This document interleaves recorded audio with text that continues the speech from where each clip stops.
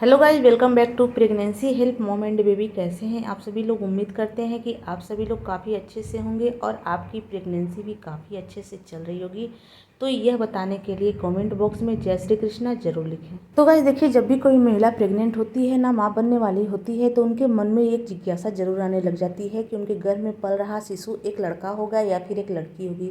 तो देखिए, जो हमारे घर के बड़े बुजुर्ग होते हैं उनके द्वारा बताया गया बहुत ही सटीक लक्षण लेकर के आई हूँ। यदि आपकी प्रेगनेंसी के दौरान ये सारे लक्षण आप में दिखाई दे रहे हैं, इनमें से आपके साथ एक या दो लक्षण भी आ रहे हैं फ्रेंड्स, तो आप इससे तुरंत ही कंफर्म कर सकती हैं कि आपके घर में पल रहा शिशु एक लड़का होगा या फिर एक लड़की होगी।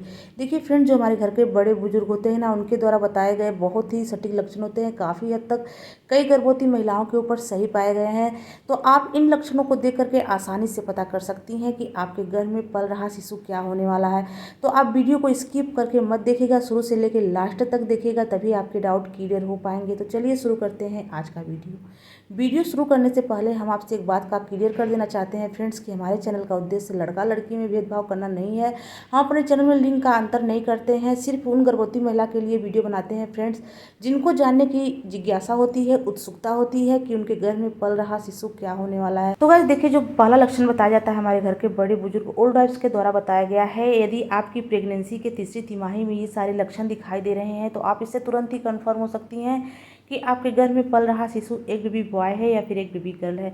ऐसा कहा जाता है फ्रेंड्स कि प्रेगनेंसी के तीसरी तिमाही यानी कि 7वें, 8वें, 9वें महीने में यदि आपका पेट रुक रुक के टाइट होने लग गया है, कड़क होने लग गया है, तो कहा जाता है फ्रेंड्स कि यह गर्भ में लड़का होने के संकेत होते हैं।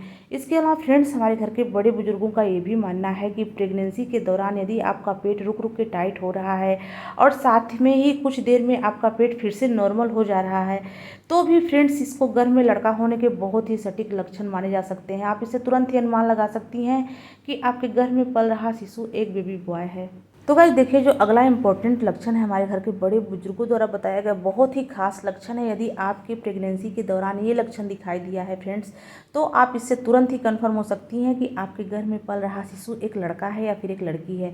ऐसा कहा जाता है फ्रेंड्स, हमारे घर की जो बड़ी बुजुर्ग महिलाएं होती हैं उनका मानना है कि प्रेगनेंसी के 9वें महीने में जो डॉक्टर ने आपके एक ड्यू डेट दे रखा होता है डिलीवरी का, उसके पहले यदि आपका लेबर पेन स्टार्ट हो गया है, यानी कि ड्यू डेट से पहले ही आपको दर्द आना स्टार्ट हो गया है फ्रेंड्स, तो कहा जाता है कि यह गर्भ में लड़का होने के बहुत ही सटीक लक्षण होते हैं। इससे आप तुरंत ही अनुमान लगा सकती हैं कि आपके घर में पल रहा शिशु एक बेबी बॉय है। इसके अलावा फ्रेंड्स, हमारे घर की बुजुर्ग महिलाओं का मानना है कि प्रेगनेंसी के 9वें महीने में जो ड्यू डेट होता है फ्रेंड्स, उसके आसपास यदि आपको दर्द आना स्टार्ट हुआ है, यानी कि डिलीवरी पेन आपको ड्यू डेट के आसपास आ रहा है या फिर उसके बाद तक आपको दर्द महसूस हुआ है, तो कहा जाता है कि यह गर्भ में लड़की होने के संकेत होते हैं।